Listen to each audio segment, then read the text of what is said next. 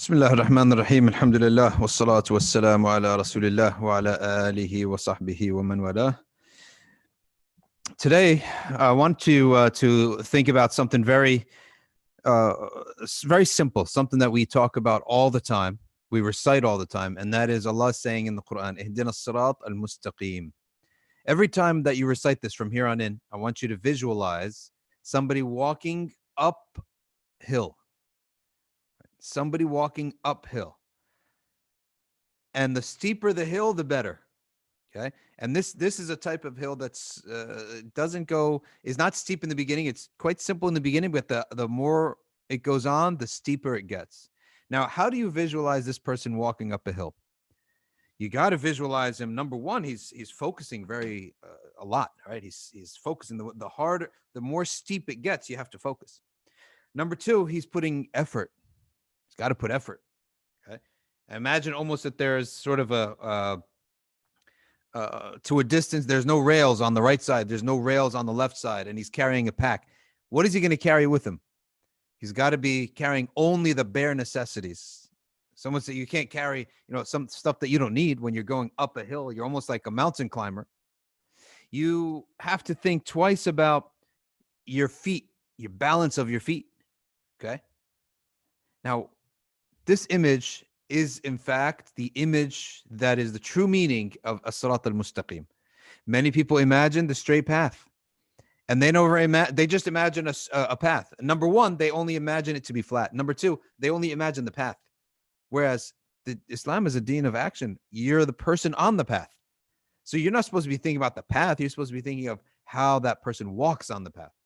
Now, if the path is straight, it's not the word mustaqim. Okay. The word mustaqim means that the path is becoming upright. It's almost like going from level to almost like straight up. That's the meaning of mustaqim, that there's some uprightness to the path. It's not a flat path. If you're guided to the flat path, you can go as slow as you want on the flat path. You don't have to put effort on a flat path. You can just hit cruise control. But when we're talking about as-sirat al-mustaqim, we're talking about an uphill path. And when you talk about an uphill path, it requires effort. It requires that you not take your pedal off the gas or else you'll roll back. It requires that you actually get stronger the more you stay on it. And the stronger you become, the more you can carry and the more you can walk. So the straight path requires you a couple other things too. It requires a lot of balance. Okay. If you ever notice when you're climbing up a mountain, you can't just walk and put your foot wherever you want. You have to put your foot and balance your foot, right? You have to make sure first, is this rock that I'm stepping on, is it steady or is it shaky, right? Or this bunch of leaves, is there a hole in it or is it steady? So sometimes you put a stick there first and you realize, oh, it's leaves, but it's on a hole, okay? Or it's earth, but it's mud, okay? So you put your foot first and then you walk. What is that as a Muslim? That's finding out the lawfulness of the action that we're going to take. That's seeking istishara, which is advice before we take action. Okay. That's being cautious about how we walk. You notice people have to have a right and a left. All right. You have to balance between your right and your left. So when people are walking, they're always balancing themselves like this. Right. So you have to balance between right and left. More importantly than all of this is you have to treat the forces that are coming in front of you. You have to consider the things that are coming in front of you. And there's resistance there are pressures coming in front of you. Okay. And the intelligent person, the wind, for example, if you're in a ship and the wind is coming at you, there's no point to keep going against the wind. You have to learn to go with the wind. Likewise, if your hill is way too steep, it's impossible to move. Okay. Or that the land in front of you is impossible to walk on. There's no point in trying to go where nature doesn't allow. You have to change course. Okay. There's a tree and bushes. You don't just go through the trees and bushes. You respect what nature's put in your course and you go around it. Okay. Even if that means going back down and then finding another path up. Spiritually speaking, this is extremely important. Right. which is that resistance is futile. Resistance of what Allah has given us as a qadar is something that we shouldn't do. But many people make a big mistake when they realize this, and they slip into something called basically like a futility. Basically, this is a false sense of surrender. And this is what we want to talk about today, which is the difference between resistance, okay, constantly resisting the divine decree, and this fatalism, right? The false surrender to the divine decree, right? Now, what's the difference between the two? The difference is that there are two factors. There's happiness and misery versus contentment and effort. And if you do both, and you can there you have four combinations now, four possibilities. You have happiness and misery, you have contentment and effort. And so what we need, all right, let's talk about what we shouldn't do. First of all, misery is the first problem. Misery does not go with submission to Allah's decree. What is Allah's decree? And when we're talking here, it's what Allah has caused to happen around you, not what you do yourself. It's what Allah has caused to happen in your life. You have to learn to be happy with these things. But happiness does not mean contentment. This is the biggest difference between fatalism and the correct submission to Allah subhanahu wa ta'ala, is that whatsoever Allah has given you in your life, the people He's given you, you may be living with people you don't like. You may be living with, a health condition that you don't like. The sign that you are submitting properly to Allah Ta'ala, the first half of it, is that you learn to be happy with whatever Allah has given you. If you allow external factors to make you miserable, right, at that point, you're succumbing, okay?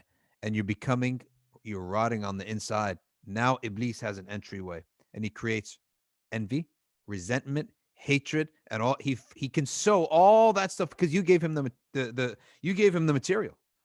you gave him the ingredients. So to learn how to be happy with something does not mean that you accept it. It just means the fact that I can't change it. I know it's from Allah subhanahu wa ta'ala. I have to learn within myself to feel good, right, at every moment. And this is a practice that is not something that just happens to a person or you're born with it. You work on it by recognizing this is from Allah. There's a wisdom for this to happen. I have to learn to be happy with it. Okay. And this is why it's called Tariqus Sa'ada. And the angel said, Sa'idun am Shaqiyun am Sa'id. Okay. And because Sa'ada in this sense is equivalent to submission, to accepting. Is this from Allah Ta'ala? Then there's no point in resisting it. However, where is this false? How does this go astray, this path? This path goes astray if you confuse it with contentment. Contentment is inaction. That's the difference. And that's why the opposite of contentment is effort.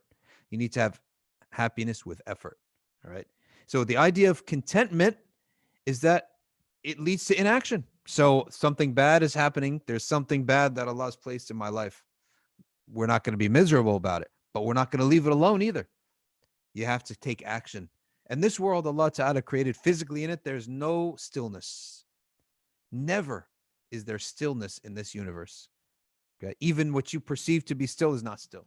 When you look at a body of water and it looks still to you, it's not still. When the night looks at the trees are not moving, that's a false perception. Everything is constantly moving in flux. Allah Ta'ala says every day He has His own matter and His own affair, which means He raises aqwam, people, and lowers people. All right? It doesn't necessarily mean He only raises the good and lowers the evil. Sometimes it's mixed. He raises whom He wishes, He lowers whom He wishes. The human being is never still. Sit still while your heart's beating, your lungs are moving, your eyes are blinking. So there's constant motion.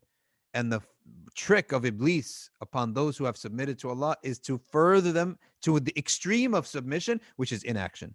And that is the type of person who says everything is from Allah Ta'ala. Don't resist anything. They've confused resistance from inaction, right?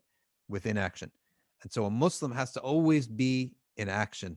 You have to always be in action, changing what's bad. Even if you have realized this is from Allah, I'm not going to allow it to make me miserable. I'm not going to allow it to control my moods. Okay. I'm not going to allow it. I'm going to take the reins here. And many people in their life, what do they end up doing? The opposite of these two. They allow things in life to make them miserable, and then they do nothing about it. So they got the opposite. They've chosen from happiness and misery. They chose misery.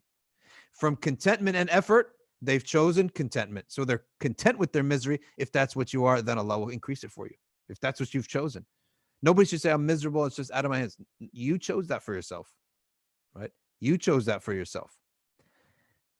When something comes, you have to control your own moods when something comes to you in life, whether it's big or small. You do have to believe that you have the power to control your own self. Okay.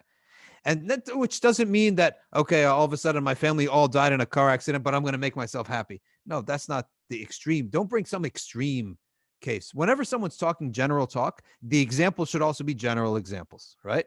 If you're talking general, the example should be general. Don't leave off extremes, right? Leave off things that are way beyond, because those types of things are exceptions. If they're the exceptions in reality, then they're exceptions to this rule as well on this discussion and the discourse. Right. So if as a general rule of logic, okay, if the discourse, the conversation we're having is in general terms, then don't bring any example except a general example, right? General things that happen to people on a regular basis. A little bit of a feud, family feud, a feud with friends, financial issues, tightness. Okay. Don't go and bring, my husband was murdered, my wife was raped. Okay. Don't bring extreme examples. Bring everyday examples, because that's what we're talking about. We're talking about everyday life here. So in this case, most people, they choose misery and then they don't do anything about it. That's the bulk of people. That's why they're controlled like sheeple, right? They're controlled because they haven't realized no one's going to do this for you. No one's going to bring happiness for you or change. You have to bring it yourself, and you have to do the change yourself. So when we have these two opposites, or these two factors, happiness and misery versus contentment and effort, choose happiness and effort. Even if things are good, they can always be made better. That's why Allah Ta'ala has made perfection not in this world, if you notice. You never find a rock or a pebble or anything that's perfectly spherical. You never find any work or invention or a book or a product that's 100% perfect. Allah Ta'ala has made perfection elusive. Why? So that because we're going to keep living and we need to keep striving to give us something to strive for. You can get excellence, but you'll never have perfection, so that there's always something for you to do. Human beings should be ambitious, but should not be miserable if they don't get what they want. That's the difference. And that's where Allah, if you look at the theology, Prophet ﷺ says the mu'min's affair is always in khair. It's always good, right? And yet Allah Ta'ala always says, ask of me. So it's already good as it is, and I'm going to ask more. This is where we are as mu'mineen. If we realize what this deen brings us, you'd be in an ever increasing state of happiness. And that's all the concept of Sirat al-Mustaqim. Mustaqim meaning we're not resisting against things. What's in front of us, we're not going to resist against it. There's a tree in front of us, a mountain in front of us. We're going to go around. We're going to accept, okay? But we're not going to stop. If there's a tree in front of you, you're not going to walk through it, but you're not going to just stop, right? You got to find a way around it. Okay, so this is the same concept, this analogy of not resisting the qadr of Allah Ta'ala, but also not stopping action. All right. So with that, that's our little summary. If you have any comments or questions, these I know are short, but here we are. Today we have some news. All right. So we will be turning to Sami Kadovic with some news for us, inshallah ta'ala. We will put him on right now. Let's just wait till Sami logs on. Okay. So we have some interesting news. I wonder if this information has leaked or not. We'll see. All right, here we go. All right, Bismillah. Assalamu alaikum wa rahmatullahi wa barakatuh. Alhamdulillah. It's good to see everybody tonight. Yes, alhamdulillah, we do have some good news, and alhamdulillah, I wanted to share with everybody. As you know, NBIC has been the administration and the board has been meeting and discussing and trying to formalize proper procedures and appropriateness of opening the facility for various services. Inshallah ta'ala, we're beginning to begin on a phased approach. We're guided by, first and foremost, obviously, our religious principles and the maqasid and the overall purposes of the law, and to facilitate those and the values associated with that, and guided also by the health professional advice, as well as what is legally permissible and allowed in the state of New Jersey at this time, and within the context of MBIC and the MBIC facility. And so the board has been meeting for quite some time and with the task force of reopening to determine what is the best approach that we can provide a safe environment in which we can re-enter the masjid, but in a safe and space. And so inshallah ta'ala, pursuant to that, NBIC will be opening for daily prayers starting this Wednesday, the day after tomorrow, beginning with Salatul Fajr at 4:30. Now, in order to make sure we have a safe environment, and we will also have this as well going out in the email and the communication and various other communications, but just to highlight, there are certain things that are going to have to be done by everybody. We are want to make sure that we are preserving as best as possible a safe place to conduct our prayers for all involved, right? All involved and all who want to attend. So inshallah ta'ala, pursuant to the government regulation, it's going to be limited to 50 people inside MBIC at one time. Having said that, the salah will be done throughout the day, the 5 prayers. The masjid will be open 10 minutes before salah. As soon as the iqama is given, the doors will be closed, right? So we don't have to have brothers who are, monitoring the door, etc. Be there before salah when the iqama is given at the prayer time. That's when the doors will be closed, inshallah ta'ala, to facilitate the jama'at inside the hall. Everybody will be socially distancing in their prayer lines, and you will pray in the designated spaces in the main prayer hall. There will be no wudu facility, so you're going to come with wudu. If you're coming in, you should already have wudu. It's just going to be just for the prayer. It's not an all-day event, so make sure you come with wudu. In addition to that, you will have to, pursuant to the government regulation and in safety procedures, we're going to be wearing a mask as well to make sure that we are safe. Social distancing obviously taking place. Bring your own prayer rug. So make sure you bring your own prayer rug that you're going to fold and take with you when you leave as well. And so make sure you do that as well. You're going to sanitize, also to be sanitizer available. The objective here is very simple, and this is something we talked about before. We want to make sure that we are protecting everyone in the Jama'at as best as we can. And so every one of us who is coming into the masjid should have that mindset. How am I protecting others from maybe me potentially having this virus? And so you want to make sure you are doing all these things, not to merely just not get, quote unquote, catch something from someone else, but more importantly, not to give something to someone else. We want to respect each other's space, respect each other's understandings. There are many in our community who are immunocompromised. There are many in our community who have elders who are immunocompromised, or people in their household who are immunocompromised. So make sure you do the necessary, take the necessary precautions. We don't want to have anybody getting harmed. So we're going to be creating this, inshallah ta'ala, safe environment and for everybody to come in. Again, the salahs will be open only, the mosque will be open only for the 5 daily prayers. We are not opening for Salatul Jummah this week. We will keep you updated as things progress of what we will be doing for that. So that will be, this is the first phase of the reopening. It will only be open, like I said, around the salah times.